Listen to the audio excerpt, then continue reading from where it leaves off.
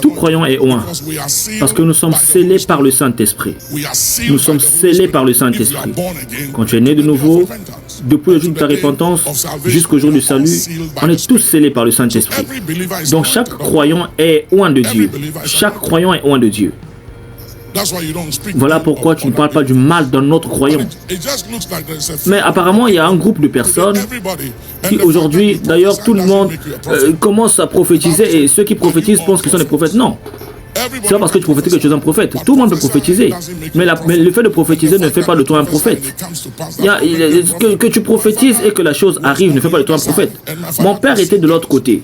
Et mon père pouvait voir les choses. D'ailleurs, mon père, à l'époque même, il avait vu l'église, l'université, l'école biblique et la banque qu'on a construit aujourd'hui. Il avait eu un songe à propos de cela avant même qu'on ait tout cela, 40 ans plus tôt. Mon père m'a dit des choses qui sont arrivées. Mais j'étais en désaccord avec lui sur beaucoup de choses. Parce que même si les choses qu'il voyait, les choses qu'il me disait étaient précises, mais la source était de l'autre côté. Alors j'étais en désaccord avec lui. Je savais que les choses qu'il me disait étaient précises et c'était vrai. Mais je refusais d'accepter ce qu'il me disait. Pourquoi? Parce que la source n'était pas le Saint-Esprit. Donc le fait que tu puisses voir et que ça arrive.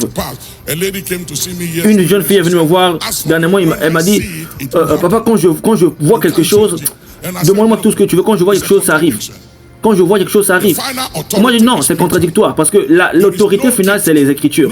Il n'y a pas de don, pas de prophétie, pas d'onction, pas de rêve, pas de vision qui est au-dessus des Écritures. Toute chose a été créée par la parole. Et il n'y a rien qui a été créé sans la parole. Et toute chose consiste, vit par la parole.